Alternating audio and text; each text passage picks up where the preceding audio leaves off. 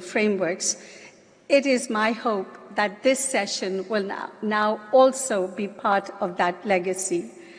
And as I know you are impatient to start work, I will conclude by inviting you to envision 15th of August, a day when the world awakens, unified with an international instrument to end plastic pollution, crafted through our collective determination, dialogue, and shared commitment over these past 3 years.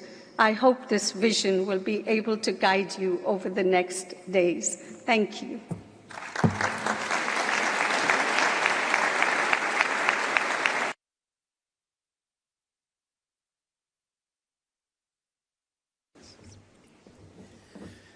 Thank you, Executive Secretary, Excellencies, distinguished delegates, ladies and gentlemen.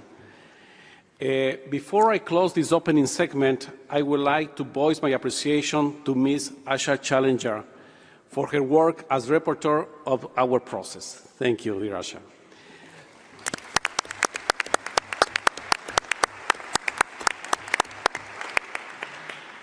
That said, please allow a 5-minute break for our dignitaries to leave the podium, and distinguished delegates, please remain seated. Thank you very much.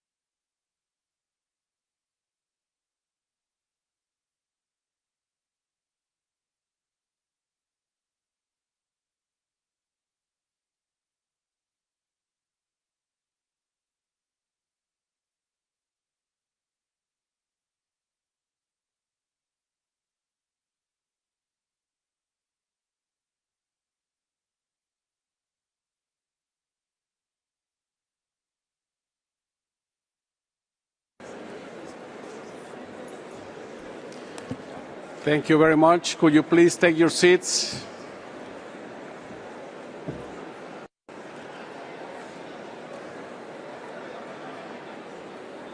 Thank you. Thank you, dear colleagues. Please take your seats.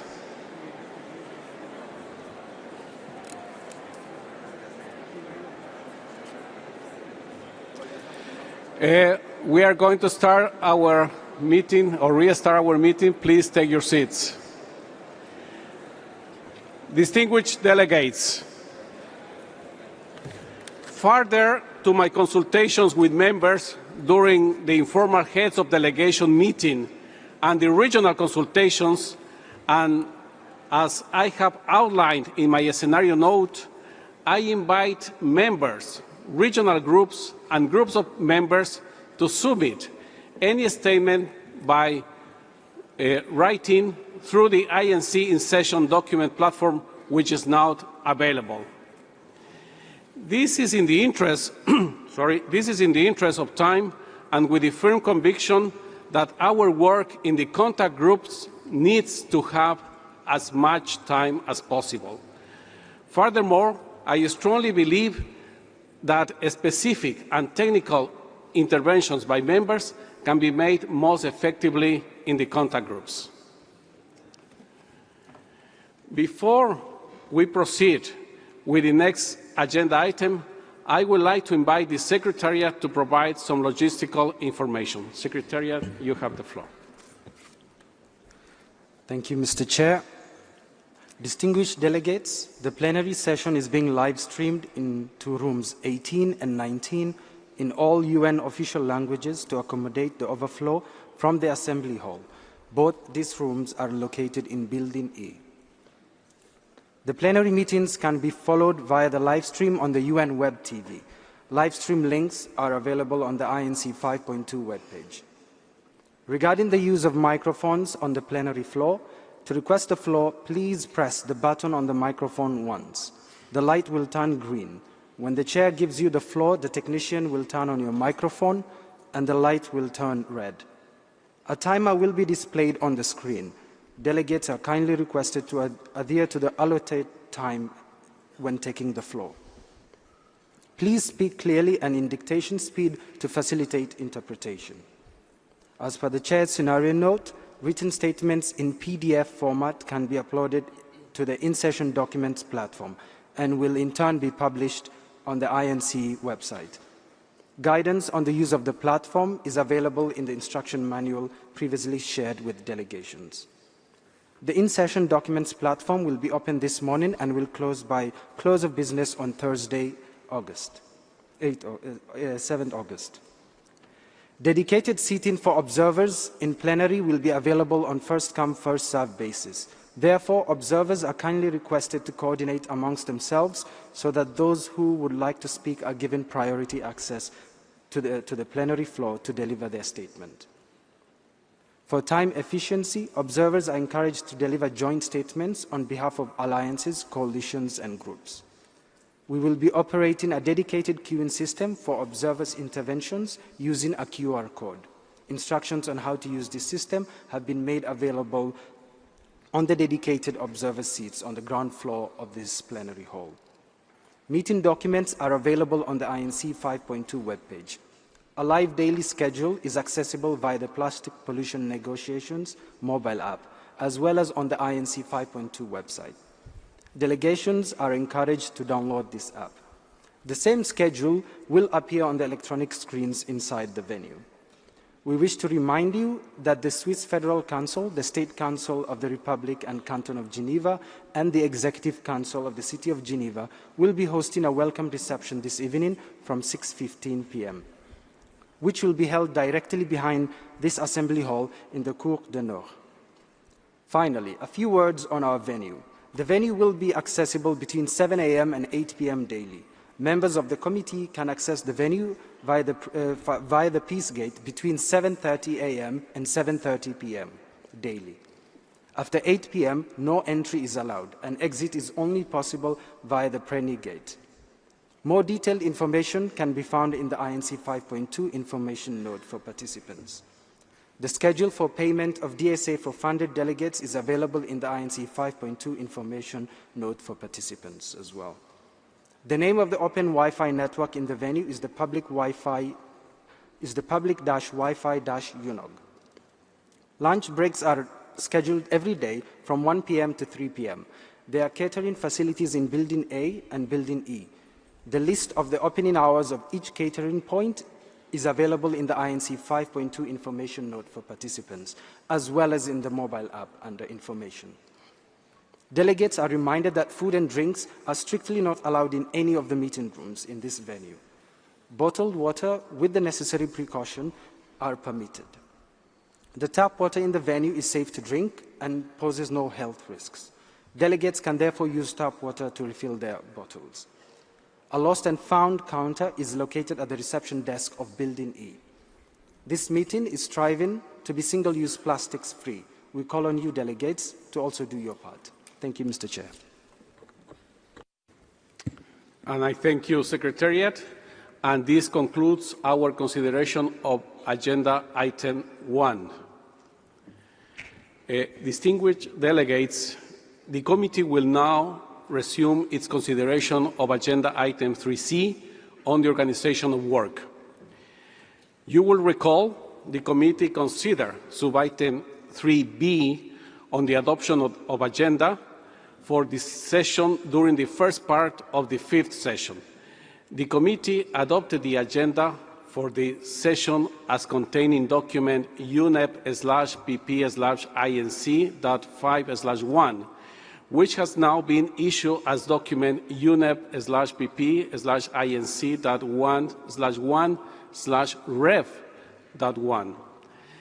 The annotated agenda for the second part of the session has been issued as document UNEP/PP/INC.5/1/Rev.1/@.1. You will also recall that the committee considered Agenda Item 2 on the election of officers and elected a vice chair from the Asia-Pacific States Group. I'm pleased to inform you that at this stage there are no further developments under this agenda item. With that regard, the Agenda Item 3A on the adoption of the rules of procedure, you will recall that we also considered this item at the beginning of our session 5th, and there are no new developments under this item. I want to recall that in accordance with the decision of the Intergovernmental Negotiating Committee at its first session, the draft rules of procedure as set out in the document UNEP/PP/INC.5/3 continue to apply to its work on provisional basis, with the exception of the bracket text in Rule 37. You will also recall that at the second session, the committee decided to adopt the following interpretive statement relating to Rule 38, Paragraph 1, on the draft rules of procedure. The Intergovernmental Negotiating Committee understands that, based on discussions on the draft rules of procedure for the Intergovernmental Negotiating Committee, there are differing views among Intergovernmental Negotiating Committee members on Rule 38, Paragraph 1, and its reflection in the report of the Intergovernmental Negotiating Committee on the work of its first session. Therefore, the provisional application of Rule 38, Paragraph 1 of the draft rules of procedure has been a subject of debate. In the event that Rule 38, Paragraph 1 is invoked before the rules are formally adopted, members will recall this lack of agreement. I trust that we will complete our work here in Geneva in a spirit of good faith and cooperation. I count on your support to ensure that we can work together constructively and effectively. Distinguished delegates, I will now outline the organization of work for the second part of the fifth session as contained in the scenario note for the resumed session issued as document UNEP/PP/INC.5/INF/13. Given the limited amount of time available to us at this resumed session for the completion of our negotiation process, it is essential that we organize our work with the aim to promoting a successful session that delivers on the mandate of UNEA Resolution 514. Our entire approach to the organization of our work must be guided by the objective of completing our negotiations by achieving agreement on the text of an international legally binding instrument and identifying any issues for consideration by the diplomatic conference. We should focus on bridging remaining gaps, resolving differences, and finding a common way forward in achieving agreement on the text of the instrument. The committee might also wish to consider reflecting in the report of the session any issues that might need to be considered by the Conference of the Party. I have been consulting with members, including through regular Bureau meetings and the informal heads of delegation meetings on 30 June to 2nd July 2025 and on July 18 on the most effective way to organize our work to support the finalization of the text of the instrument at this resumed session. Based on these consultations and our common objectives, I'm proposing the organization of work as follows. As you will recall, the committee agreed that the draft text circulated by the chair on 1st December last year will be used as the starting point for negotiation of the future instrument at the resumed session.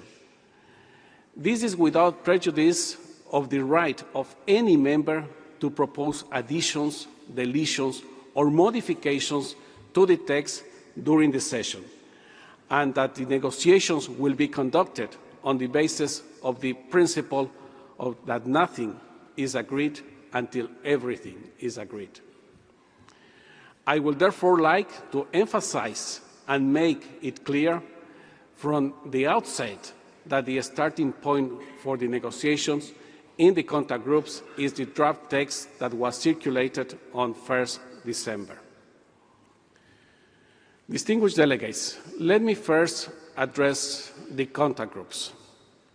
As you will recall, during the first part of the session in Busan, the committee established 4 contact groups, each with a clear, defined mandate covering specific clusters of issues and appointed their respective co-chairs. I propose that these 4 contact groups continue their work at this resumed session.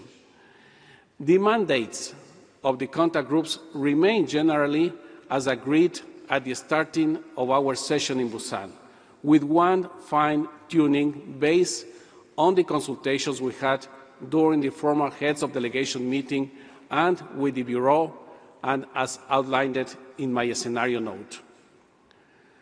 I have also noted in my scenario note that 2 of the co-chairs originally appointed in the first part of the session to facilitate the contact groups are no longer available to serve in this capacity. I wish to take this opportunity to extend my appreciation to Mr. Boachi of Ghana and Ms. Min Young of the Republic of Korea for their contribution to the work of the committee in their capacity as contact group co-chairs. After consultations, I propose that the committee appoint Mr. Peter Justice Derry of Ghana as co-chair of Contact Group 2, and Mr. Go Kobayashi of Japan as co-chair of Contact Group 4. Thus, the co-chairs of the contact groups will be as follows. Contact Group 1 will be co-chaired by Mr. Axel Borgman of Germany and Ms. Maria Angelica Iqueda of Brazil. Contact Group 2 will be co-chaired by Ms. Tulia Toika of Finland and Mr. Peter Derry of Ghana. Contact Group 3 will be co-chaired by Ms. Kate Lynch of Australia and Ms. Gwen Caesar of Palau. And Contact Group 4 will be co-chaired by Mr. Linroy Christian of Antigua and Barbuda and Mr. Go Kobayashi of Japan. I trust that you will join me in extending your full support to these co-chairs who will guide the contact group's work over the coming days. I hope this is agreeable to everyone.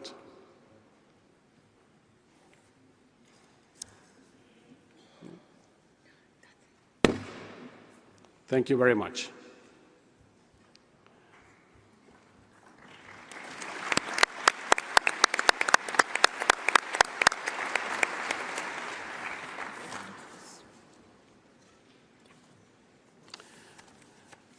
I wish to congratulate, therefore, Mr. Derry of Ghana and Mr. Kobayashi of Japan on their appointment as co-chairs. Congratulations.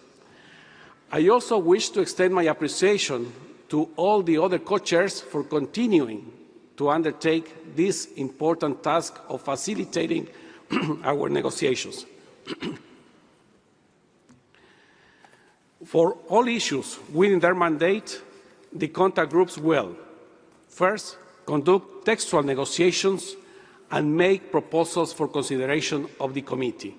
And second, time permitting, and if needed, identify any issues where relevant for consideration by the diplomatic conference. I would like to emphasize that the priority of our work this week is delivering concrete negotiation outcomes to finalize the text of the instrument. In undertaking the work and negotiating the text, the contact groups should use the relevant sections of the draft text circulated on 1st December as the starting point, and as relevant, refer to any bridging text proposals that have been made by members.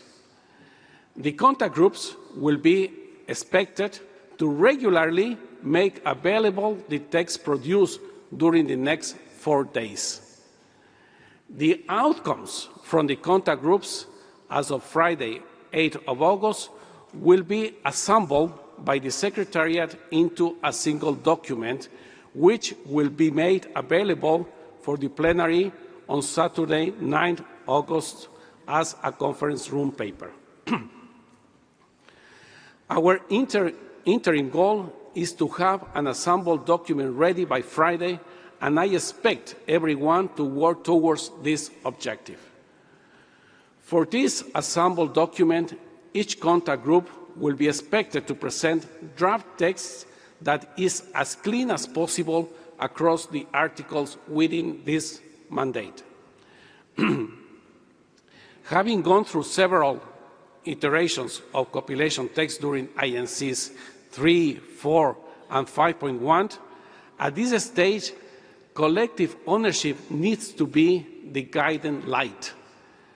Work in the contact groups must move in line with advancing the development of text with a view of reaching an agreement by the end of the resumed session. For these purposes of this assembled document, the contact groups are expected to provide by Friday evening, 8 August, a text of which there is convergence that could be forwarded by the plenary to the legal drafting group. B, any text requiring further work and its status, as well as proposed ways forward for resolving differences. And C, where relevant, any issue to be raised by the committee to consideration by the diplomatic conference. I would like to emphasize that this assembled document will provide a snapshot of the status of the negotiations and will not be the final document. Therefore, I do not expect any textual negotiations on this assembled document at the Stocktake plenary meeting on Saturday. For the stocktake plenary, I have three expectations.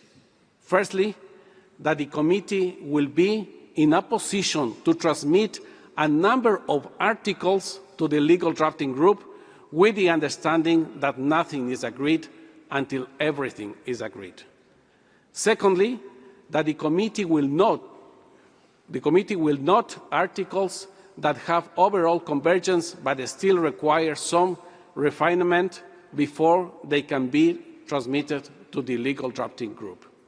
Lastly, that the committee will take note of the few articles with remaining open issues. With this in mind, I expect the committee will then be able to determine the most appropriate modalities of work to enable us to focus on critical issues and make the necessary progress to finalize the text. Each contact group should have the flexibility to organize its work in the most effective manner possible to foster convergence and further development the draft text of the instrument across all areas within its mandate. It will also be important to ensure a degree of consistency in the method of work across the contact groups. I request the co-chairs to provide clarity at the outset of their approach to the conduct of their work. To ensure that textual negotiations can progress as effectively as possible in the contact groups, it is important that the co-chairs actively facilitate the further development of texts, and it is also important that the text coming from the contact group to the plenary should have shared ownership by the group. Active engagement among members themselves, including through informal consultations to facilitate dialogue, explore solutions, and formulate possible landing zones, is essential. Any proposal presented during this resume session should be focusing on areas where open issues remain and should be aimed at bridging gaps and facilitating convergence. Members wishing to present such a bridging proposals for consideration in the relevant contact group are strongly encouraged to submit them jointly and after consultations with other members. For bridging proposals to be considered, they also need to be presented orally and negotiated in the contact groups. Bridging proposals might be submitted on the in-session document platform. As informed by the Secretariat, in the in-session document platform will open this morning and will close by close of business on Thursday, 7th of August. Contact groups should have the flexibility to resort to different working modalities as needed, including through informal settings, to develop texts that will bridge positions to achieve solutions. Any outcomes of such an informal work by members should be reported to the contact groups in full for its consideration. I'm aware that there are several cross-cutting issues that are related to a number of articles. I encourage contact groups to coordinate on such issues, including through the co-chairs and, when appropriate, in consultations with me, the chair. Turning now to the legal drafting group, I would like to remind delegates that this open-ended group established at our fourth session remains in place. Its mandate is to conduct a review of the draft text forward to it by the Committee for Legal Soundness and Consistency, and to provide recommendations on the wording without reopening substantive policy discussions. The committee also agreed that in its work, the legal drafting group will not consider policy issues, and any policy issues is it might identify in the course of its work will be referred back to the committee. The meetings of the legal drafting group will be convened by the co-chairs, Ms. Annick Baudouin of Canada, Mr. Jean Kenfag of Cameroon, and Mr. Eyad Al-Hubra of Saudi Arabia, as and when needed to consider draft text referred to it by the committee. I would like to remind delegates that the legal drafting group is not a negotiating body, nor is it a decision-making body. What the group does is present recommendations on the legally sound wording for consideration by the committee in plenary. It is ultimately the committee that agrees on text. We should endeavour to refer draft text as early as possible to the legal drafting group. I, therefore, invite contact groups when working on the text during the next several days to flag in their reports to the plenary any provision that they consider sufficiently developed to be reviewed by the legal drafting group. I want to emphasize that forwarding text for legal review does not imply that this text is fully agreed. As always, we are guided by the principle that nothing is agreed until everything is agreed. On the schedule for this resumed session, the overall plan for the week is annexed to my scenario note and has been published on the session website. 2 or more contact groups might also agree to jointly discuss matters within their respective mandates as needed. During our plenary meeting on Saturday morning, 9 August 2025, we will need to collectively take stock in light of the outcomes of the contact group's work in the first 4 days and assess the progress made. With that, we will consider any adjustments to the modalities of work to allow us to focus on avenues and options to achieve agreement on open issues. At this meeting on Saturday, each contact group will be expected to report on any draft text that could be referred to the legal drafting group and on the state of play of any outstanding issue within its mandate. I wish to reiterate that no more than 2 contact groups meetings will be scheduled in parallel. In addition, a schedule for days 1 to 4 has been published, while specific time periods are proposed to be tentatively allocated for meetings of each of the 4 contact groups up to including day 3, 7 August 2025. The exact schedule will need to be reviewed as negotiation progress to reflect the actual needs of each contact group on a daily basis. I have had numerous consultations on the schedule for this resumed session with members and regions. Based on those consultations, I have strived to allocate time in balanced manner across all contact groups. This schedule of contact groups meetings will be updated daily and made available on the website and through the app in the evening of the previous day. The next plenary is currently scheduled for Saturday, 9th of August. At this point, we might need to consider any adjustments to the modalities of work to allow us to focus on avenues and options to achieve agreement on open issues. There will also be the opportunity for plenary meetings to be convened over the course of the week as needed. Sunday, 10th August, is a reserved day without any formal meetings to allow for informal consultations among members. I encourage members to utilize this time to continue their informal dialogues and bridging proposals.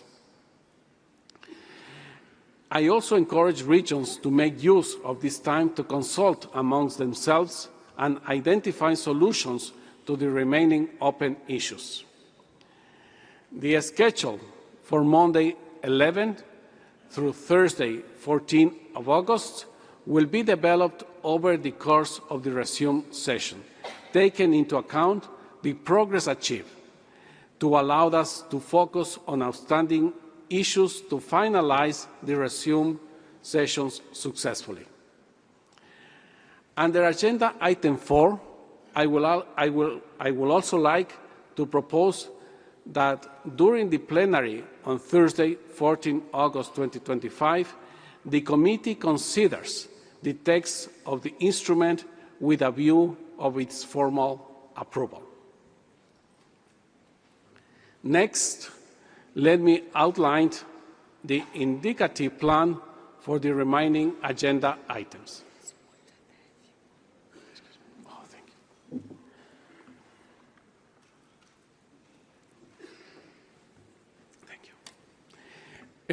Next, let me outline the indicative plan for the remaining agenda items. It was good with the water. In the plenary of Thursday, 14 of August, we will also consider Agenda Item 5 on other matters. Should there be any issue that the committee might wish to refer for the consideration of the diplomatic conference for its consideration, this can be addressed under this agenda item. I will also invite the Executive Director of UNEP to inform the committee on the next steps regarding the diplomatic conference under this agenda item. Further, under this agenda item, I will invite the Secretariat to present the practice on how approved texts of treaties are reviewed for minor editorial adjustments, as well as the process through which all language versions can be verified. Should any member wish to raise any other matters under this item, I invite you to inform me at this plenary meeting. During the plenary meeting on Thursday, 14 of August, the committee will also consider Agenda Item 6 on the adoption of the report of this session. You will recall that at the end of the first part of the fifth session, the committee adopted the report for the first part of the session contained in document UNEP/PP/INC.5/8 on the basis of the draft report that had been circulated, on the understanding that the committee will be invited to adopt the remainder of the report once drafted and circulated to all members at the resumed fifth session.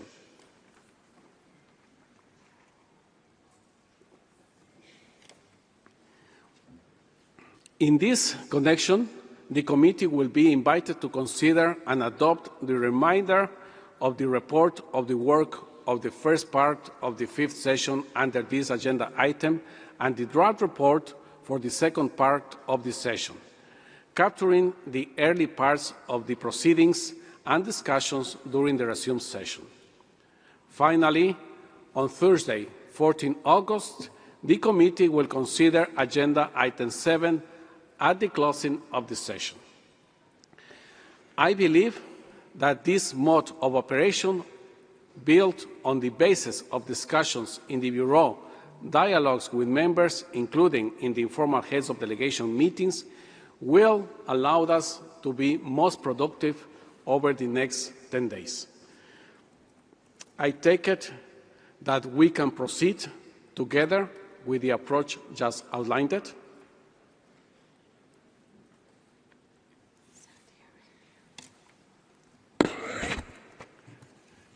Saudi Arabia, you have the floor.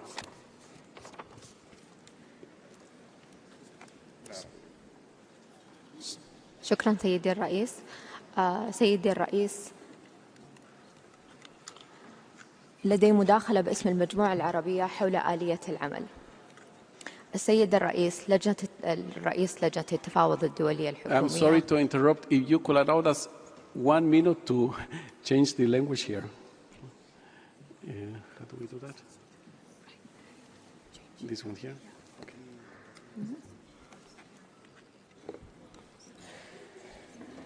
Okay.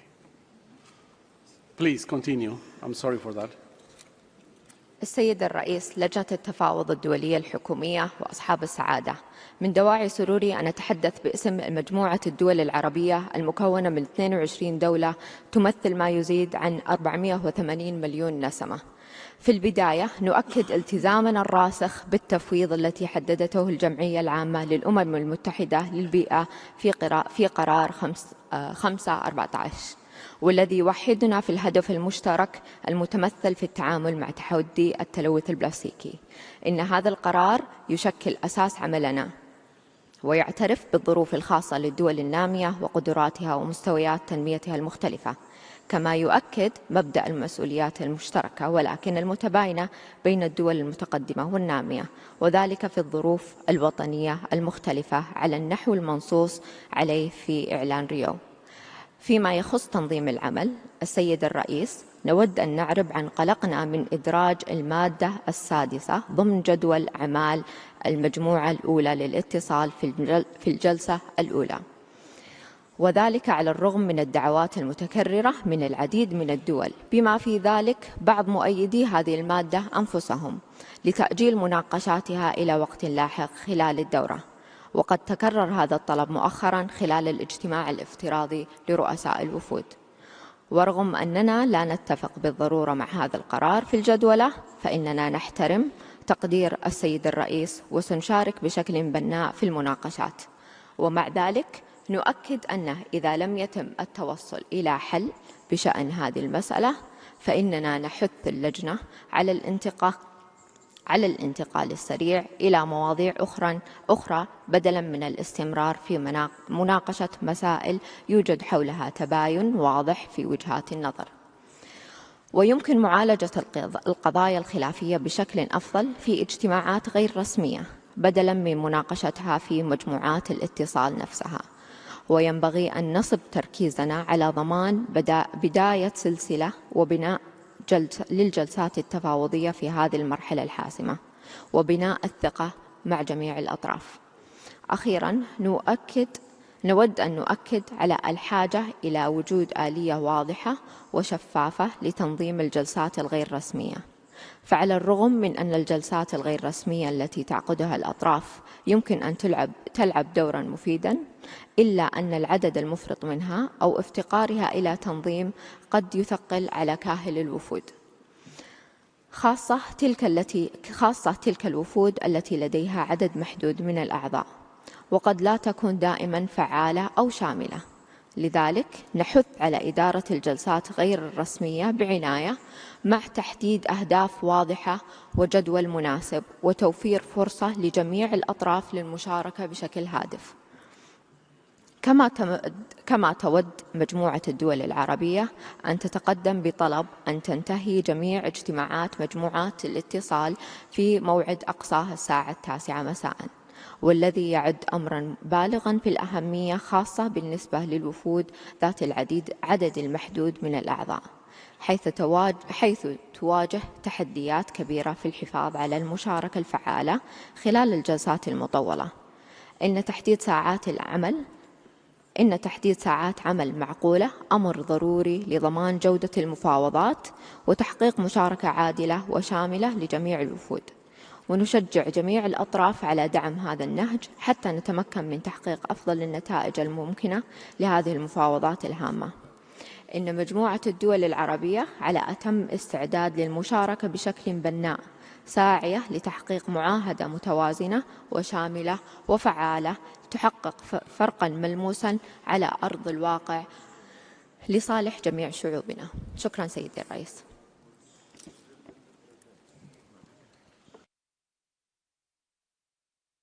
There were no any questions.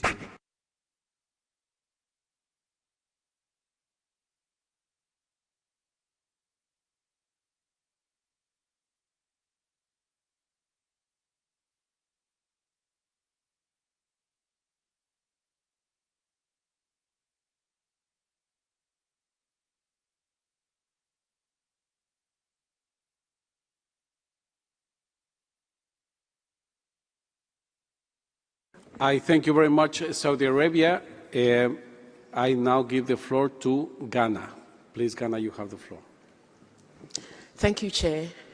I make this intervention on behalf of the African Group of Negotiators. Africa has requested multiple times for contact groups 1 and 3 not to meet or run simultaneously.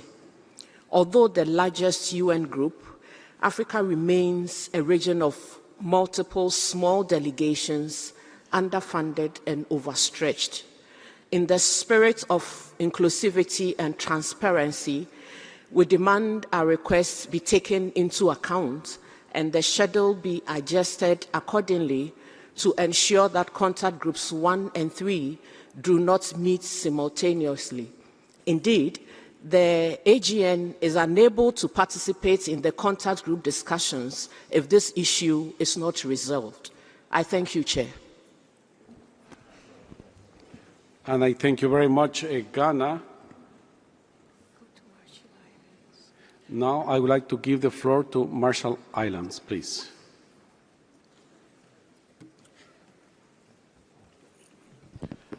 I accidentally pressed the button, Chair. Thank you.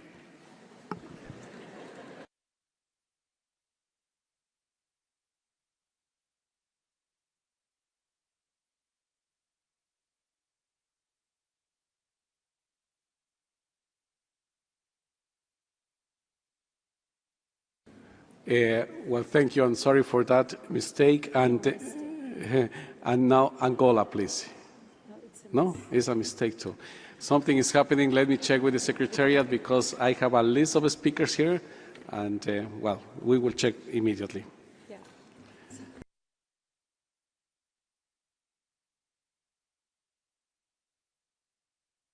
Now the list of speakers is gone. Sorry for that. I thank you very much, and I thank you very much for your comments and also for the constructive way that you are approaching to this session. We have worked actually quite hard on those schedules and trying to find the perfect balance and perfect weight also in sequencing the different articles. That's why we are presenting the schedule for the 2 first days, and as I have mentioned before, with the flexibility given in the contact groups also to discuss about this. What I will propose is to take the schedule as we have presented, and we will review and take, of course, into consideration the comments and also the proposals that you have presented from the African group to for the days after this the work, starting from day 3, and also we reconsider the schedule for tomorrow, actually for day 2, depending also seeing what you mentioned of not having those 2 contact groups at the same time, 1 and 3. So may I take that we could go on the schedule as it has been presented? Thank you very much. Ghana, please, you have the floor. Thank you, Chair. Chair, I do want to remind you that this request was made during the heads of delegations meeting because there was the same challenge. And I do recall that in plenary, you gave us your word that the co-facilitators will handle it during the contact group discussions. It never happened. It never happened, and the 2 groups met simultaneously. May I kindly request, Chair, that we get a resolution to this before we move into contact groups. I thank you. And I thank you very much, Ghana. Yes, I think we can revise. Let me just give me some minutes to do so, and I come back to you.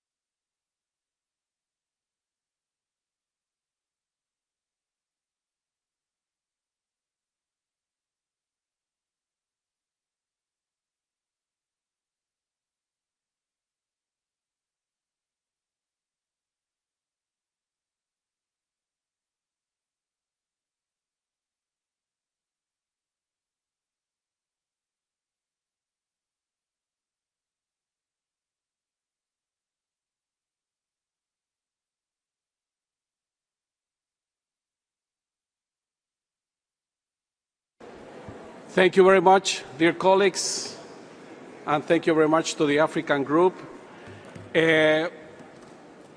My task as chair is also to give these possibilities and as a principle guiding our negotiations that you members feel comfortable in these negotiations and also in the contact groups.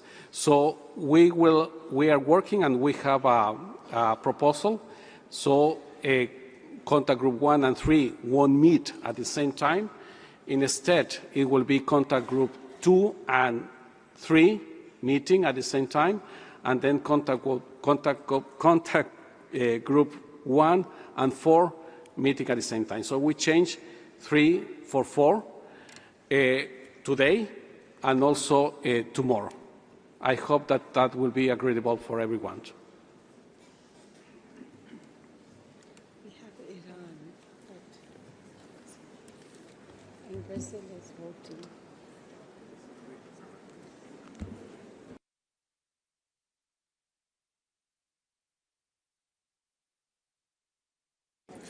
Iran, you have the floor.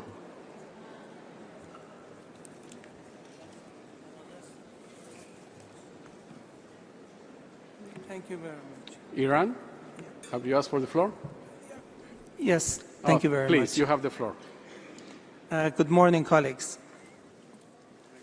Since this is the first time that we have the floor, we wish to appreciate you and also the INC Secretariat, as well as the government of Switzerland for giving us another opportunity to sit together and try to resolve the outstanding issues with the hope that we could conclude these negotiations in this conference.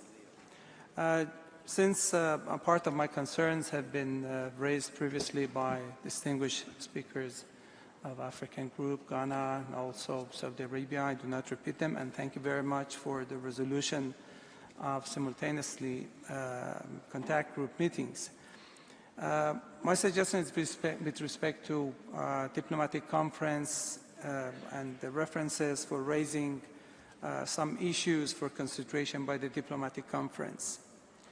Since the issues for consideration by the diplomatic conference should be limited to the areas agreed upon during INC 5.2, which need to be highlighted in the draft resolution.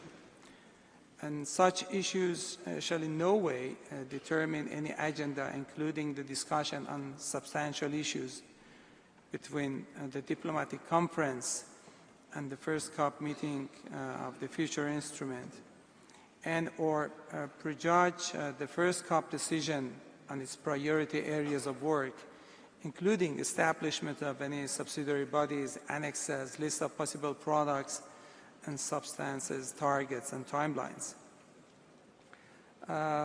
So the diplomatic conference should be of ceremonial nature and nothing more than it. And we expect that we can stick to this understanding, since this is exactly the language of Article 12 of the Union Resolution 5/14, which only requests the Executive Director to convene a diplomatic conference for the purpose of adopting the instrument and opening it for signature. Thank you.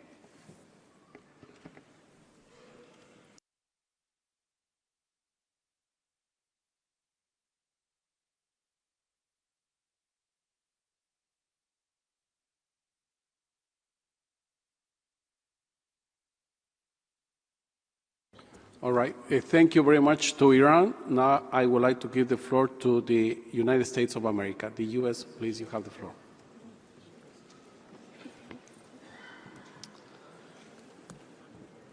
Thank you very much, Chair. Good morning, colleagues. Let me start by expressing my thanks to you, Chair, and also to UNEP for all the work you've done in advance of this meeting to get us prepared. I just wanted to ask for a little bit of clarification. So with respect to the proposal to swap the organization of the contact groups, I maybe just have a couple questions about this.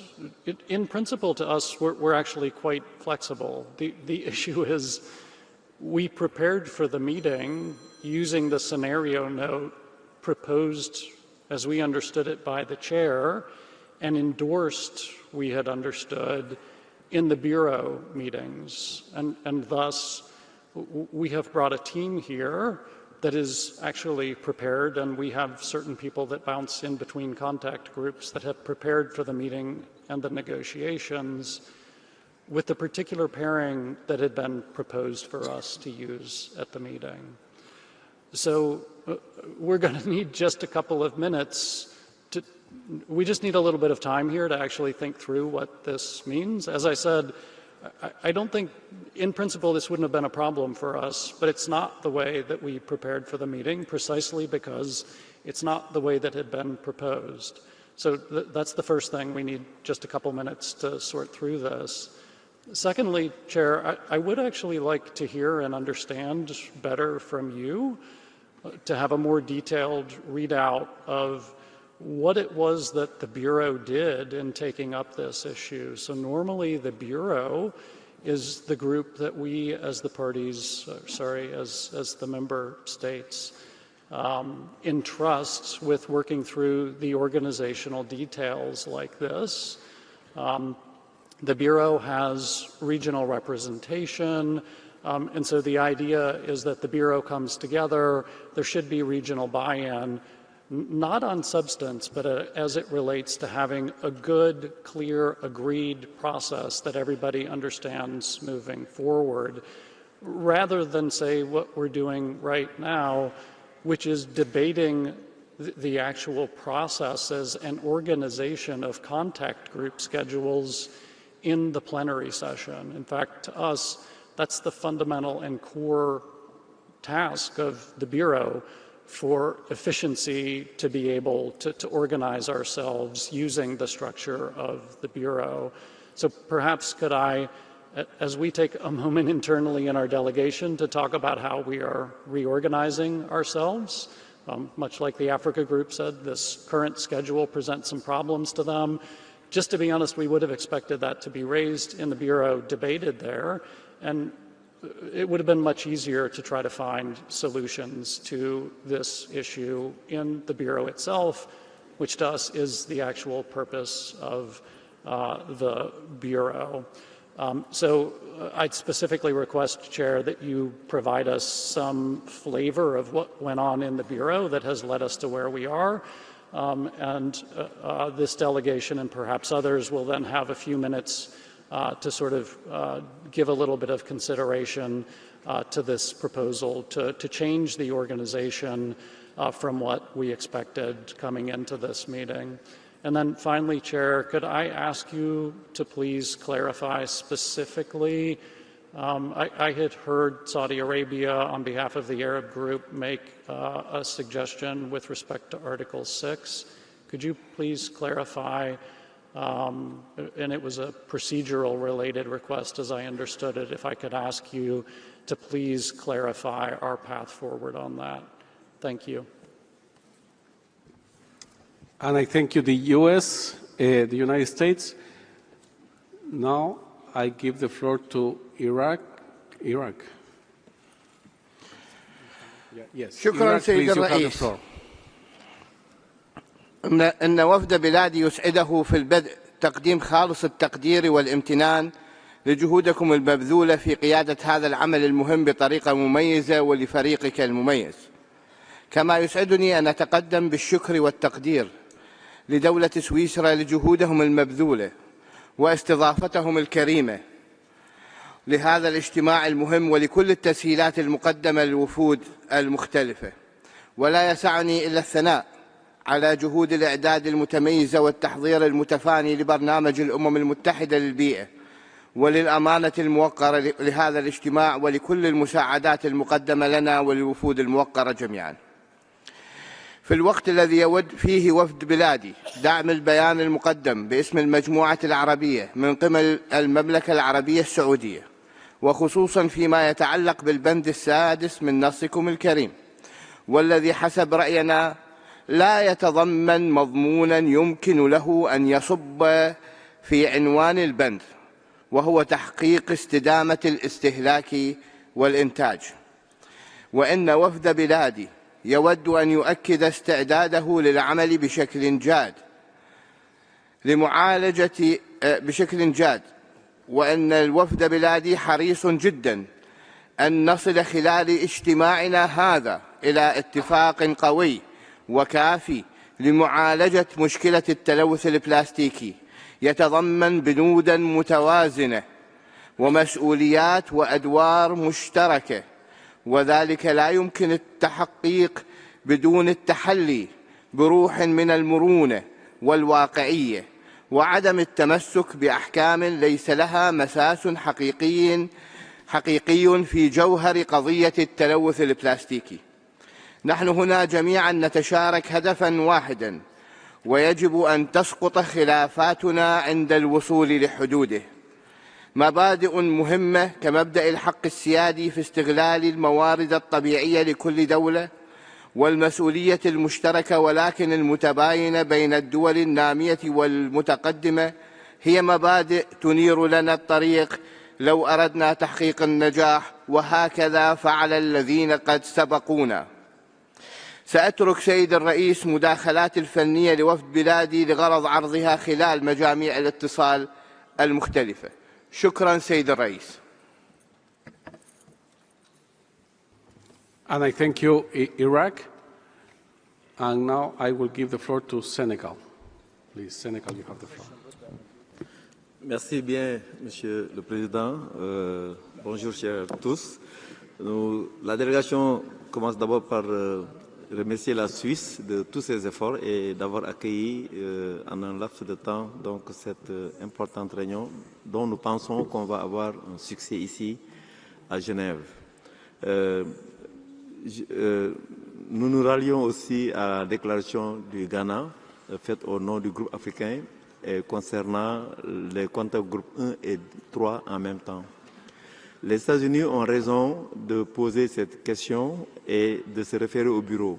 Et c'est pour cela que nous prenons la parole aussi en tant que représentants de l'Afrique au bureau.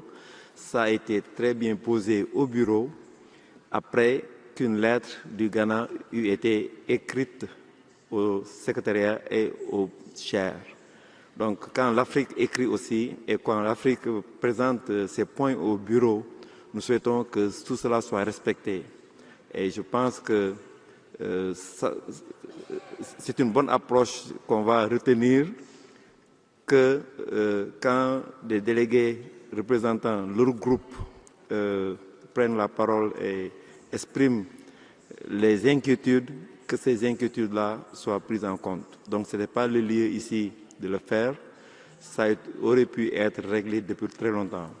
Mais nous acceptons la proposition d'avoir les comptes de groupe comme le chair l'a présenté pour que ça puisse remplacer le compte de groupe 1 et 3 qui doivent se tenir en même temps.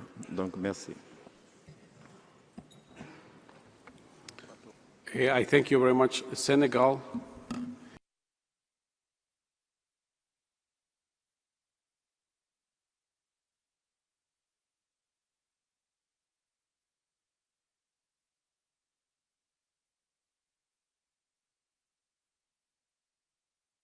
I thank you very much, dear colleagues, for your comments. It has taken us 3 years to come here to Geneva, and we are few days to make history and to start working as soon as possible to make that possible. About the organizational work, it has been brought to the Bureau. We've been working together with the Bureau about the organizational work for this resume session.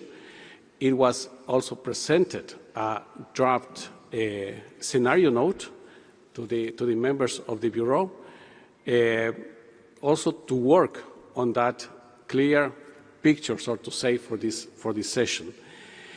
Based on those discussions, prolonged meetings also with the Bureau on organizational work, the Secretariat and I will work on the schedule that we have presented. We have received also, and thank you very much to the African group and from Ghana, the coordination, their proposals, and the proposals could be adjusted with too much moving of the schedules, because we are moving the provisions that were going to be considered the same day, for today and tomorrow. And that's the proposal, so we adjust in that sense. So Group 1 and Group 3 won't meet at the same time. And that also could apply for tomorrow. And it's the same. Tomorrow is just to change, to swap two of the contact groups, to have to take the proposal from Africa, not to meet at the same time 1 and 3. About Article 6 and any other provision that we are going to deal with in the contact groups, we have to give it the chance of negotiation. We have to start from some place. And my proposal, as you have seen in the scenario note, is that we cover all provisions in these 4 days, all provisions. And I have mentioned also in my remarks here in plenary that any issue that will require extra discussions, also the contact groups and the co-chairs of the contact groups will have that flexibility to identify the need of an informal setting to start working with those specific issues. So, having said that, I will also add that we will keep working. We are meeting the Bureau every day, on a daily basis, to assess, to evaluate our progress, and accordingly to work also on the organization of work, including also the schedule. There are different alternatives the moment you want to allocate the different articles. And difficult. It's not easy to find the perfect one. Of course, there will be issues here and there. But of course, we can work together with the Bureau in that regard. So having said that, once again, I will propose to change to swap actually contact group 4 with contact group 2 today and tomorrow, so contact group 1 and 3 don't meet together. So I could, where is it? Oh, 2 and 3 no. So the schedule for today could be, if you agreed, that 2 and 3 work at the same time, parallelly, this morning, and 1 and 4 works in the afternoon, and in the evening will be 2 and 3 today. And tomorrow will be in the morning 1 and 4. In the afternoon will be contact group 2 and 3, and in the evening it will be here, 1 and 4 tomorrow. Once again, I ask for your flexibility and constructiveness to accept this and move into the negotiation contact groups where we can also raise our ideas, our suggestions on these matters.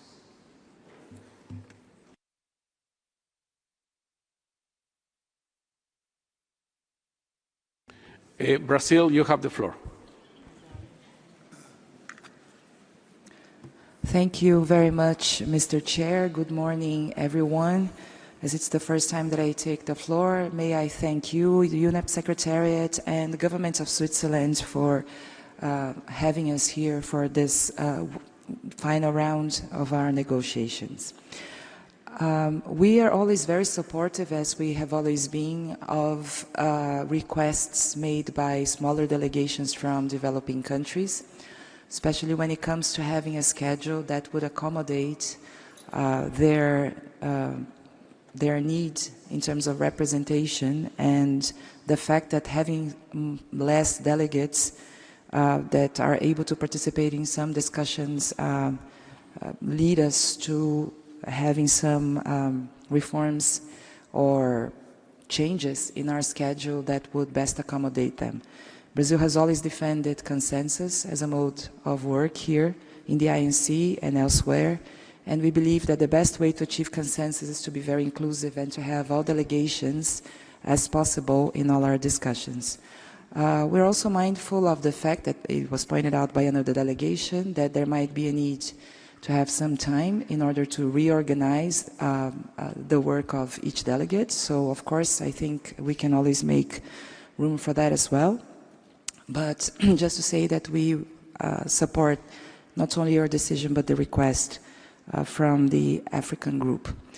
What I would propose further in order for us, because this is already a change, so people will have to adapt to it, that we don't change the order of provisions in each contact group, because then we would be creating a lot of havoc. So I understand that the only thing that we are changing here is just having contact groups 1 and 4 meeting at the same time and 2 and 3, but not changing the order of provisions that we will be discussing in each contact group.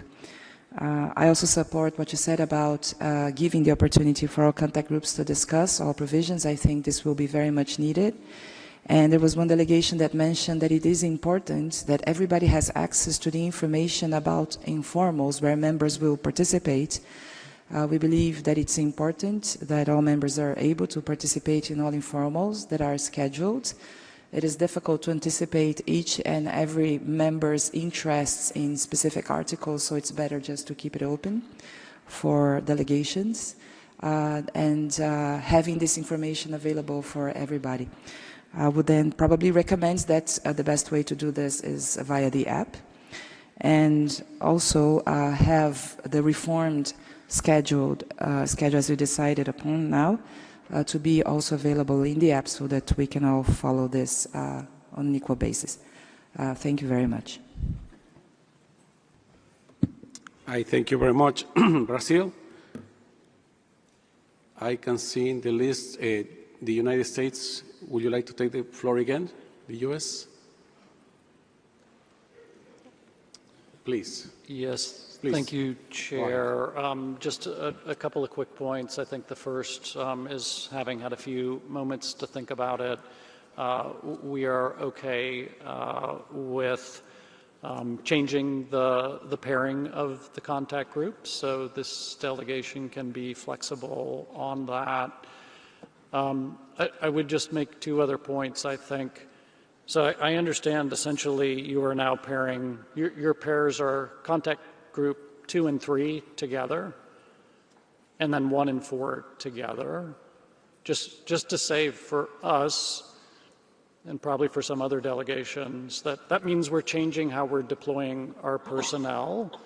So our preference would be throughout the week and the negotiations that we continue to pair them in the same way, if you see what I mean. So I did just want to say that. I know you're not deciding the entire schedule of the week here, but if we start switching them back or changing the pairings, it once again, I think, is sort of disruptive to the coverage. But we're flexible in terms of how you move forward with this.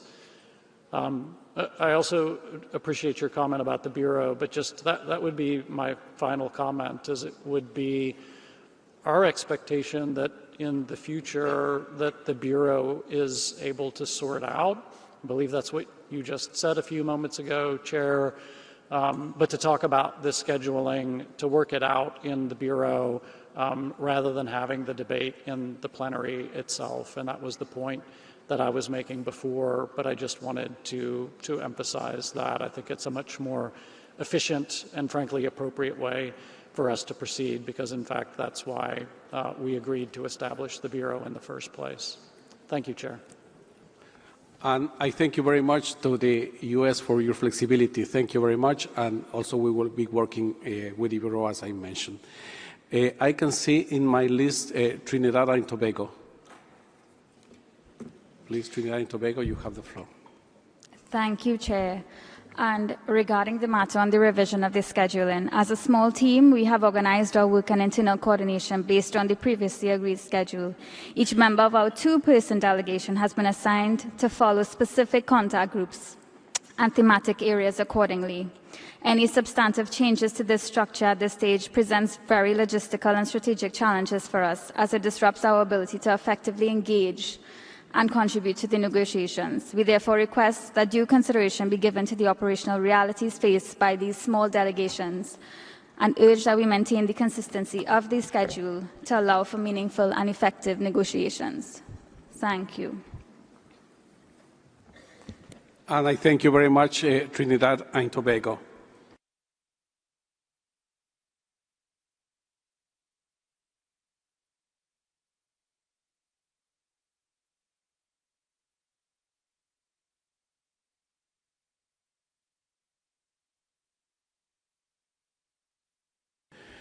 Well, thank you very much, dear colleagues. And thank you also for your flexibility, your comments, all of them, of course, we need to take it into account to keep working that way, in that constructive way during this session 5.2. So with that change, and I think with that swap of the contact groups, not the provisions, of course, I can take it this as, okay, you are fine with that? I hear no objections, then it is so decided. Thank you very much.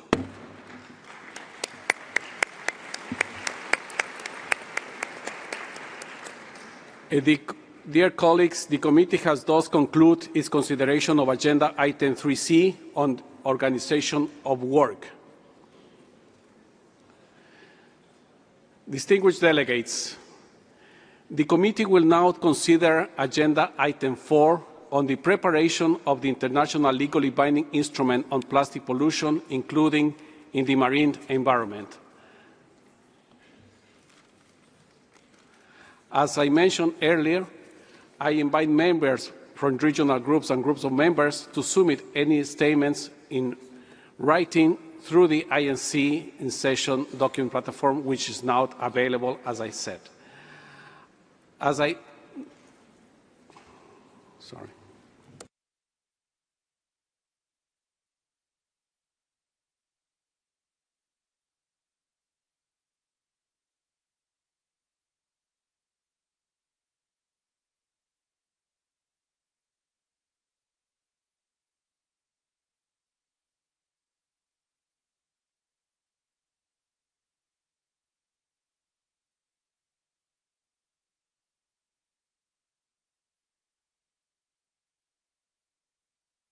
Yes, sorry for that. Thank you very much.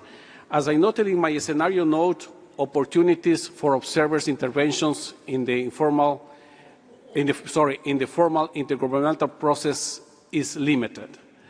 After statements by regional groups and groups of members, 30 minutes will be allocated to hear from observers representing different broad constituencies, and the online document platform also will be available for observers to share written statements.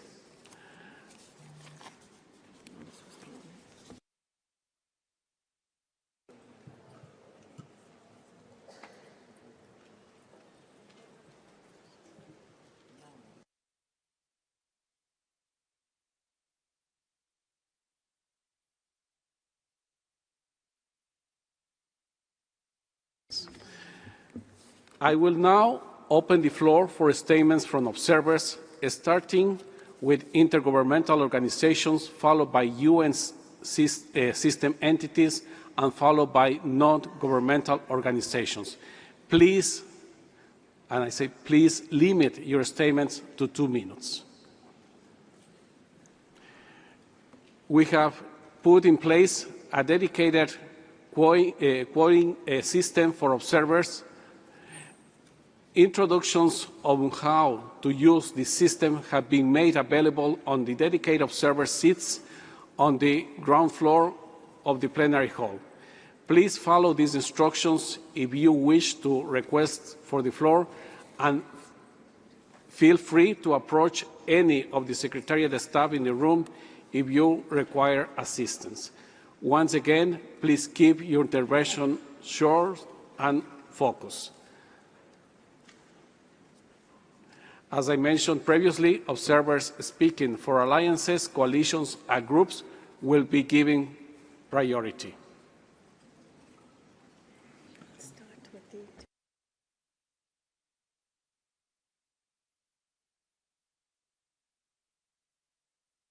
I see on the list the International Chamber of Commerce, and will be mic 16. Please, you have the floor, ICC.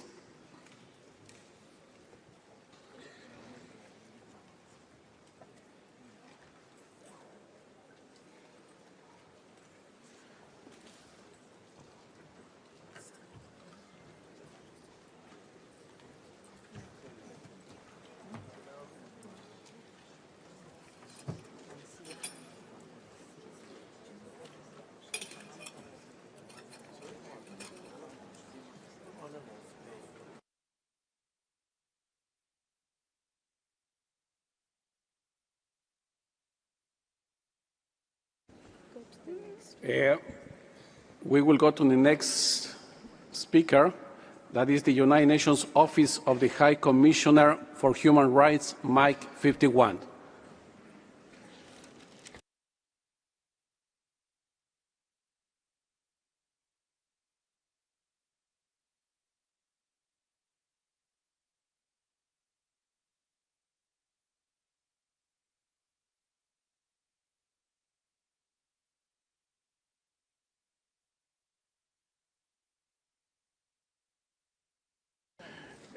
Microphone, please.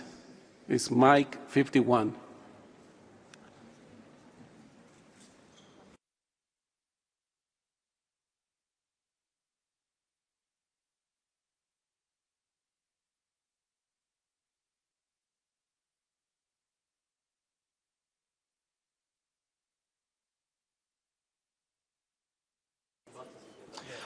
Thank you, Chair. The catastrophic human rights impacts of a sustainable and principled plastic production are undeniable and pose an unacceptable risk. In its recent advisory opinion on climate change, the International Court of Justice found that states have a duty to prevent significant harm to the environment now and in the future.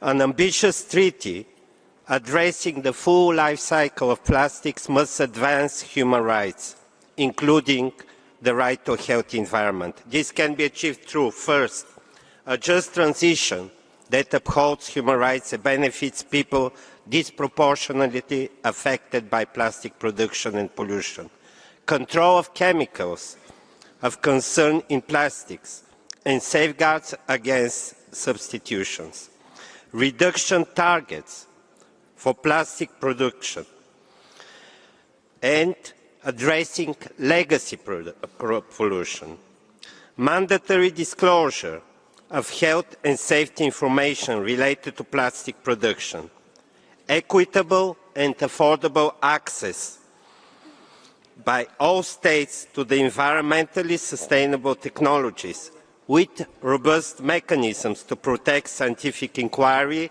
against conflict of interest. And lastly, a transparent and adequately resourced financial mechanism to support equitable implementation of the treaty. The Plastic Treaty should reflect human rights obligations by explicitly integrating them in Article 10 on just transition. The human right to participation must also be upheld at INC 5.2. It is necessary that decisions are made in a transparent, inclusive and accountable manner with the participation of observers. Delegates here today have the historic chance to design measures to end plastic pollution, advance sustainable development and uphold human rights. Thank you. And I thank you very much, and I ask please the speakers to keep their statements within 2 minutes. Now I'd like to give the floor to the local and subnational governments coalition to end plastic pollution, and it's mic 52. Thank you, Chair. I'm taking the floor on behalf of the local and subnational governance coalition to end plastic pollution, coordinated by ICLEI, the government of Quebec and the government of Catalonia, the Global Cities Hub, and more than 100 signatories. The role and objectives of the coalition are clear since the very beginning of the INC process. We express a strong commitment towards the adoption of an ambitious international instrument on plastic pollution that must include the essential role of local and subnational governments as key actors. The instrument needs a whole of government and whole of society approach. We are at the front of combating plastic pollution. We have in-depth knowledge of local issues and often have specific regulatory powers and the ability to enhance implementation and enforce actions. Therefore, the future instrument needs to have a clear recognition of local and subnational governments. This is why we welcome the inclusion of local and subnational governments in Article 8 and 12 of the Chair's text. The Waste Management, Article 8.2, highlights the role of the subnational level in addressing plastic pollution. And the Capacity Building and Multi-Level Cooperation, Article 12.2, explicitly mentions local and subnational governments as partners of national governments. We have proposed additional language, which is available on the platform in annex to this statement. It is also critical that the future Secretariat of the instrument is mandated and resourced to work directly with local and subnational governments, not only through national challenges. This will be vital for building capacity, coordinating action, and ensuring consistent implementation. So, here our closing message. We urge negotiators to maintain and strengthen the role of local and subnational governments in the final text. And we call for the future Secretariat to be enabled to work directly with them, not just as implementers, but as partners in co-creating solutions. Thank you very much.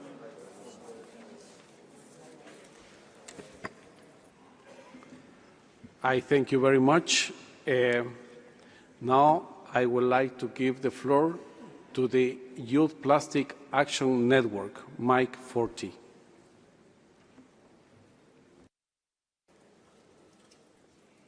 Thank you, Chair. We speak on behalf of the Youth Plastic Action Network, a global platform for youth engagement in the plastics treaty process. From day one, our message has been simple and urgent. We need a treaty that protects human health, our shared ecosystems, and the rights of future generations. At this decisive moment, there is no middle ground. We either conclude with a strong, scientific-driven treaty that addresses the full life cycle of plastics, or we report back to UNEA that we have collectively failed to deliver on Resolution 5-14. Plastic pollution may not kill instantly, but it's already costing our lives and futures. Today, children are born with microplastics in their blood, and microplastics are already being found in fish that are sold on grocery store shelves. If we fail to deliver the treaty, healthcare systems will be strained under rising cancers and toxic exposures. Billions will be spent managing pollution instead of preventing it, and oceans could hold more plastic than fish, collapsing coastal economies and food securities. Entire industries risk becoming stranded as we delay the transition to a clean industry. Plastic pollution does not respect borders or generations. A weak treaty will not protect any country from the social, economic, and environmental consequences that are to follow. Many of you will not see that world, but we, the children and youth of today, your children and your grandchildren will. We will inherit governments that failed to act when they could, societies burdened by pollution and debt, and planetary resources pushed beyond repair. We call on member states, seize this moment, commit to binding reduction targets, embed human rights and intergenerational equity throughout the treaty, and build strong financial mechanisms for implementation and capacity building. Stand with ambition. Deliver the treaty that the world desperately needs and the future deserves. Thank you. I thank you very much for your intervention to Youth Plastic Action Network. Please, now I would like to give, thank you please, I would like to give now the floor to Women's Working Group of Ending Plastic Pollution, and it will be Mike 5.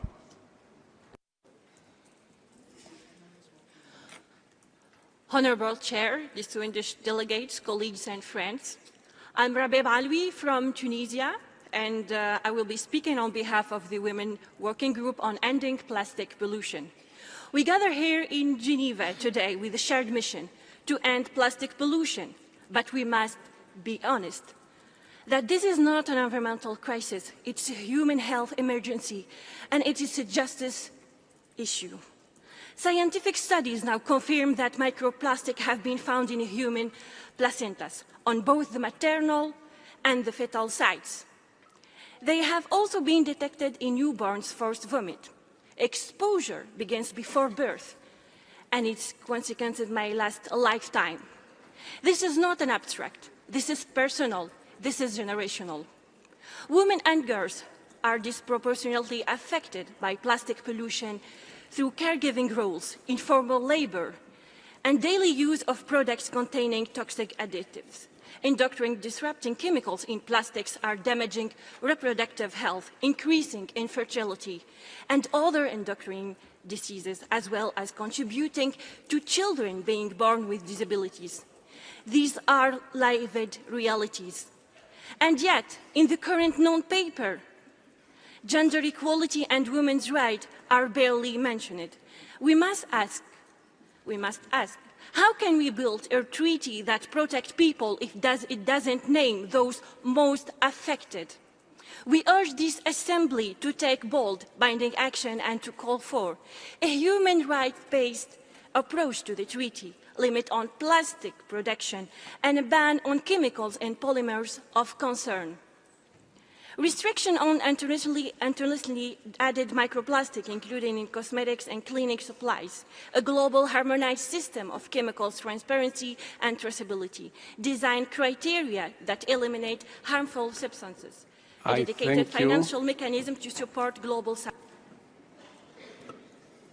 I thank you very much for your intervention, for your statement. Dear colleagues, now I would like to give the floor to the International Indigenous Peoples Forum on Plastic Pollution, and it is mic 55. Thank you, Mr. Chair. My name is Abraham Francis of the Iganyankahaga, and I speak on behalf of the International Indigenous Peoples Forum on Plastics, the representative voice of Indigenous peoples within these negotiations. We are disappointed in the absence of meaningful references to and affirmation of the rights of Indigenous peoples within the Chair's text, and propose immediate action to address this critical oversight. We call on states to affirm and actively promote Indigenous peoples' rights, including our right to self-determination, ensuring the full, effective, equitable, and direct participation of Indigenous peoples in decision-making and implementation of the treaty, as collective rights holders, not to be conflated with other stakeholders as affirmed within the UN Declaration on the Rights of Indigenous Peoples. Strong measures across the full life cycle, including phasing down fossil fuel extraction and production of plastics and chemicals. Center human health, planet health, and justice for all harmed communities across the plastic life cycle, including just transition and development and implementation of the National Action Plan. Establish financial mechanisms to ensure justice and enable just and equitable transition. Establish an independent expert advisory body to inform treaty implementation that ensures the equitable and ethical participation of Indigenous peoples and knowledge holders. For millennia, Indigenous people have lived our lives in balance with the natural world, establishing and practicing non-toxic, truly circular, and life-giving systems. Our ancestral wisdom and knowledge systems offer vital solutions to the plastics crisis, including other environmental crises, addressing its entire life cycle from extraction to disposal. Thank you. And I thank you very much. Now I would like to give the floor to the to the Scientist Coalition for an Effective Plastic Treaty, mic 58.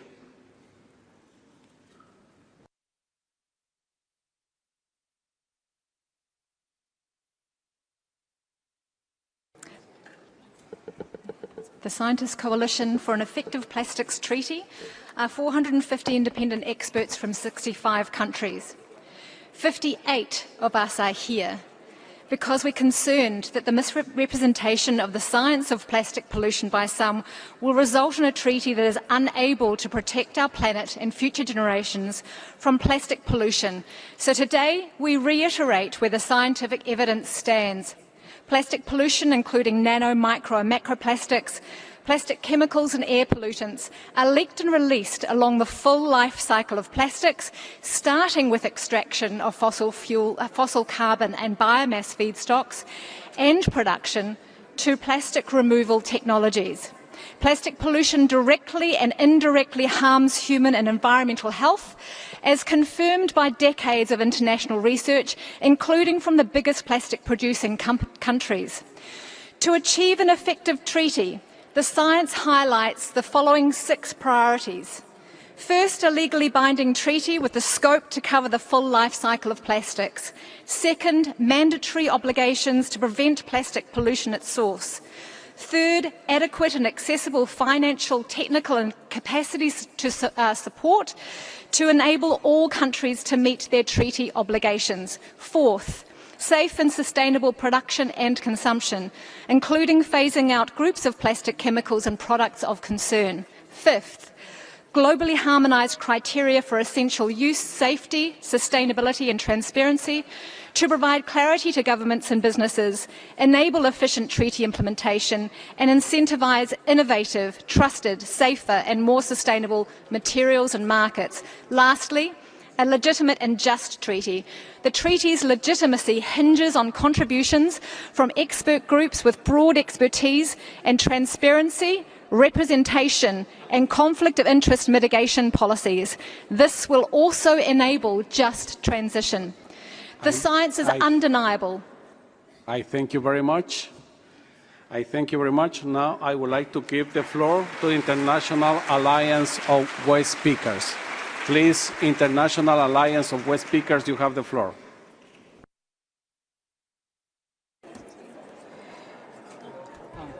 No. Somos nosotros, no.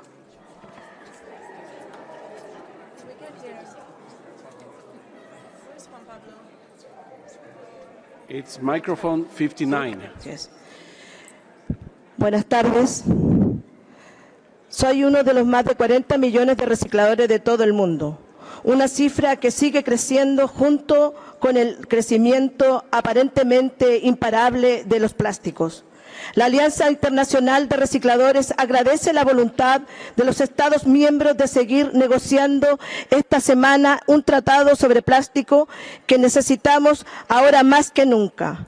Acogemos con satisfacción el texto sugerido por el presidente en diciembre pasado como base para esta negociación. Sin embargo, tenemos serias preocupaciones con el texto actual que esperamos se resuelva esta semana. El artículo 10 sobre una transición justa se presentó como una disposición voluntaria en el texto más reciente, a pesar del apoyo abrumador de los Estados miembros a favor del que sea obligatorio.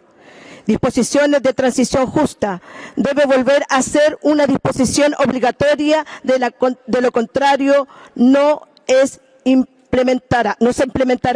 Además, no se puede lograr una transición justa sin un mecanismo financiero eficaz. Exigimos la creación de un nuevo Fondo Mundial independiente que no dependa de la estructura actual del GEF.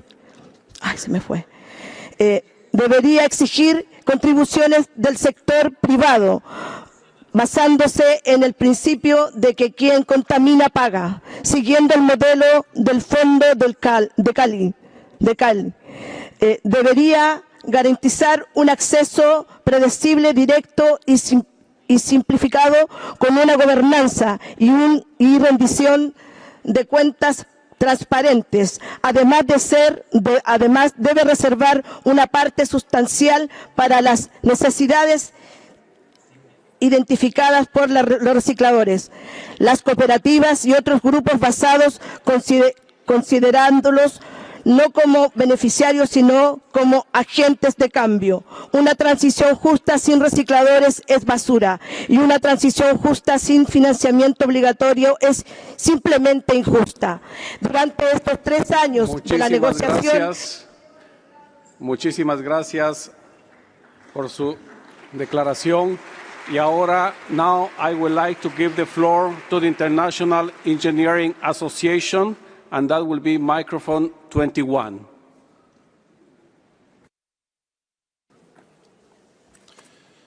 Thank you, Mr. Chair. Excellencies, distinguished colleagues, my name is Greg Skelton and I'm speaking on behalf of the International Council of Chemical Associations and the Global Partners for Plastic Circularity. Thank you for the opportunity to provide this intervention. Mr. Chair, the global plastics industry has been actively engaged throughout the INC process. We champion an agreement that is inclusive of countries, effectively combats plastic pollution, promotes the circularity of plastics, and enables society to continue to benefit from plastics. Circularity goes beyond recycling. It involves designing products for reuse and recyclability, improving collection and sorting systems, especially for the 2.7 billion people lacking access to waste collection, and advancing innovations that transform used plastics into new products. Over the course of the past 5 negotiations, industry has consistently shared our ambition and been clear in our positions, which are available on our website at plasticcircularity.org. We have heard and responded to concerns from governments by developing tools that demonstrate the industry's commitment to transparency, including the ICCA Plastics Additives Database, which provides details on regulation and use of the 4,549 plastic additives verified in commerce. And we continue to invest in innovations in product design, collection, recycling and reuse of plastics to accelerate the transition towards a circular economy. As the final INC session opens, there is a unique opportunity for alignment with governments and civil society, including the private sector, to address plastic waste in our environment. The perfect should not be the enemy of the possible. ICCA encourages governments to focus on common ground and deliver an agreement that is practical, implementable and achievable. Industry is eager to work in partnership with the governments to help solve the global challenge of plastic pollution while accelerating the transition to a more circular economy. Thank you, Mr. Chair. And I thank the International Council of Chemical Associations. Now I would like to give the floor to the International Chamber of Commerce, this mic 16. So it's the International Chamber of Commerce, microphone 16. Mr. Chair, Your Excellencies, distinguished delegates, my name is Raylene Martin and I speak on behalf of the International Chamber of Commerce, the world's largest business organization. We thank the INC Secretariat for their tireless efforts and the Government of Switzerland for hosting us here in Geneva, a fitting location for international cooperation and multilateral progress. The global business community stresses the urgent need to conclude an effective and workable agreement that meets the UNEA 514 mandate and matches the urgency of the plastic pollution crisis. We are at a defining moment. INC 5.2 must deliver clear direction and a framework to accelerate action by all sectors toward a future free from plastic pollution. The world is watching, and the credibility of multilateralism depends on what we achieve here. It is imperative to agree now on the treaty's contours with a smart mix of complementary measures that have the right hooks to strengthen the agreement over time. In this regard, we highlight 4 priorities. First, a fully circular approach must be central. The treaty should guide product design for circularity, promoting reuse, recycling, and environmentally sound management. Waste management must be a core obligation with flexibility for national circumstances. Second, focus should be on plastic products with the highest risk of environmental leakage, based on a common evidence-based framework that is application-specific and considers national and socio-economic realities. Third, innovation is essential. The agreement must support new technologies and business models across the plastics value chain to enable rapid transformation and empower businesses of all sizes. Lastly, success hinges on effective means of implementation that support accelerated business action and take into account the needs of SMEs. This agreement must provide industry with the clarity and confidence to invest in I thank you very much for your statement. Now I would like to give the floor to the Coalition of NGOs from West Asia, and that's microphone 19. Honorable Chair, distinguished delegate, colleague, and friend, allow me to deliver my intervention in Arabic.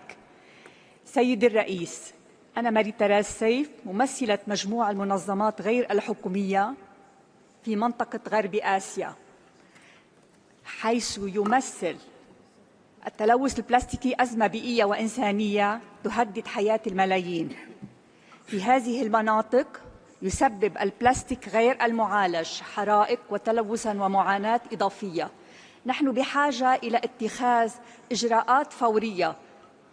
التلوث البلاستيكي لا ينتظر، لا يمكننا تأجيل هذه المفاوضات أكثر من ذلك. نطلب من الدول الأعضاء أن تكون مدافعة عن شعوبها وأن تضمن إتمام المفاوضات هنا في جنيف. نحن المجتمع المدني من غرب آسيا مستعدون لدعمكم في تنفيذ هذه المعاهدة. نحن واثقون من قدرتكم على الوفاء بالالتزامات. يجب أن تكون هذه المعاهدة أكثر من مجرد رمز، يجب أن تكون قابلة للتنفيذ وقادرة على إحداث تغيير، قائمة على العدالة والتضامن مع المجتمعات التي لا تستطيع تحمل مزيد من التأخر. نحثكم على التفكير في الأجيال الحالية والمستقبلية وحقها في العيش في بيئة نظيفة صحية ومستدامة. لا وقت للتأخير، نحتاج إلى معاهدة الآن. شكرا سيدي الرئيس.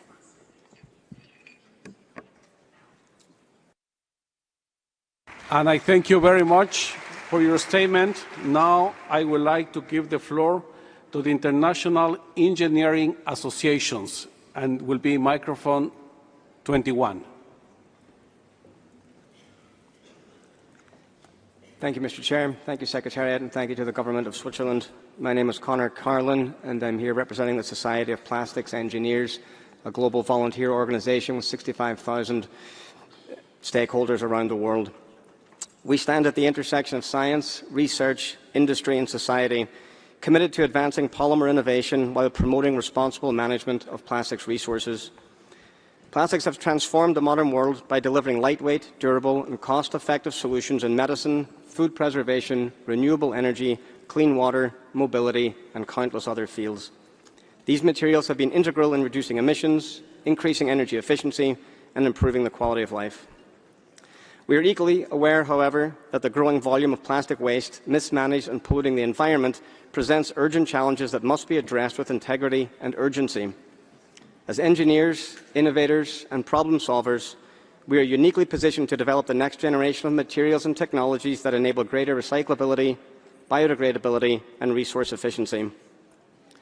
We believe that innovation must go hand in hand with responsibility. Our work is guided by a vision of circularity, where plastic products are designed with their full life cycle in mind, supported by robust collection, sorting, and recycling infrastructure. We support scalable solutions from advanced mechanical and chemical recycling to closed-loop systems and data-driven waste traceability. We also recognise that no one single actor can solve this challenge alone. Collaboration across industries, governments, academia, and civil society is essential, and we actively promote open dialogue, knowledge sharing, and capacity building to ensure that all regions can benefit from equitable access to technology and sustainable solutions.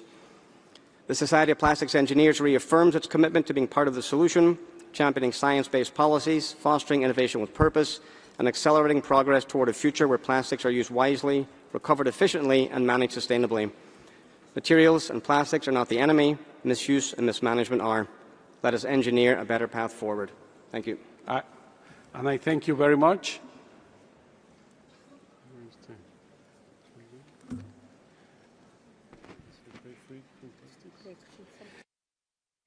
Now I would like to give the floor to Break Free from Plastics, and that's microphone 1, please. You have the floor. Thank you, Honorable Chair. Esteemed delegates, I am John Beard, Jr., and I'm speaking on behalf of the Break Free from Plastics movement and the United States Environmental Justice Delegation. I come to you from the belly of the beast in Port Arthur, Texas, a cancer cluster, thanks to the petrochemical industry. Port Arthur is on the front lines of toxic plastic pollution because of a history of discrimination against communities of color and low-income communities.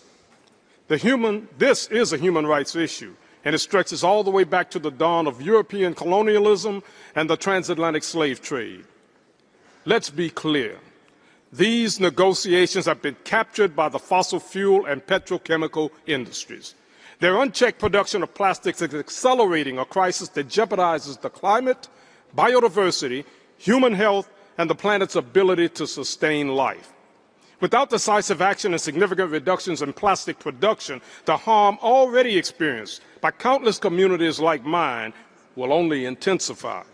A treaty that does not cap plastic production, eliminate toxic chemicals, and ensure a just transition for those most impacted is a treaty destined to fail.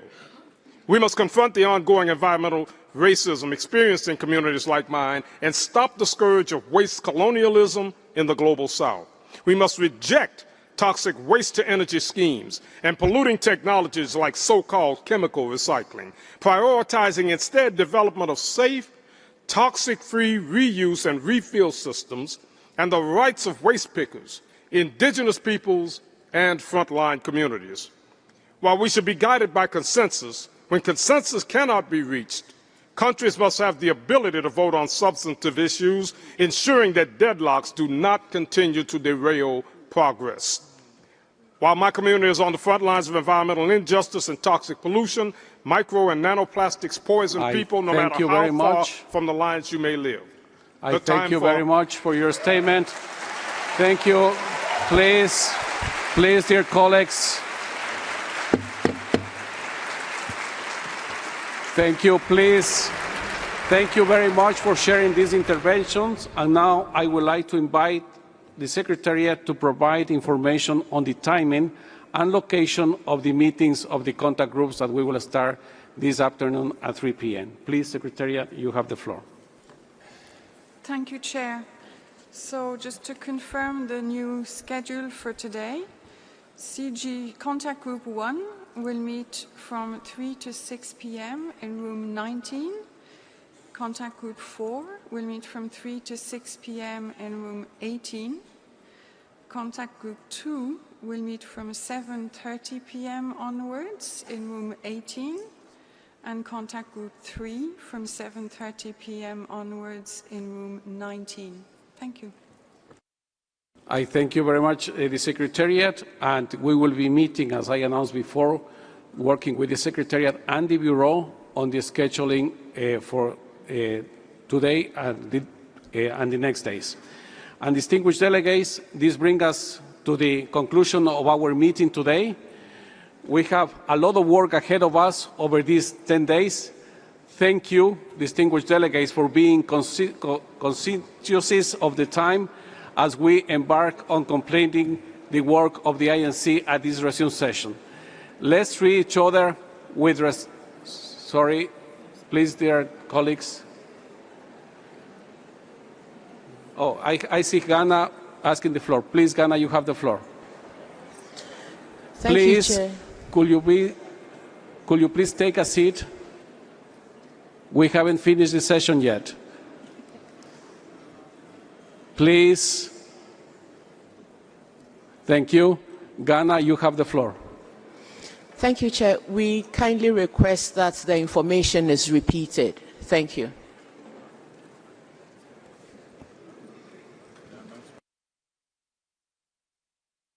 Please, Secretariat. Thank you. Just to note, this information will also be reflected on the website as well as on the mobile app. So I'll repeat more slowly. Contact Group 1 will meet from 3 to 6 p.m. this afternoon in room 19. Contact Group 4 also from 3 to 6 p.m. this afternoon in room 18. Contact Group 2 from 7:30 p.m. onwards in room 18. And finally, Contact Group 3 from 7:30 p.m. onwards in room 19. I hope this clarifies. Thank you. I thank you, Secretariat, and thank you, dear colleagues. And once again, please, let's treat each other with kindness and respect as we build a unified way forward. This meeting is adjourned. Thank you very much.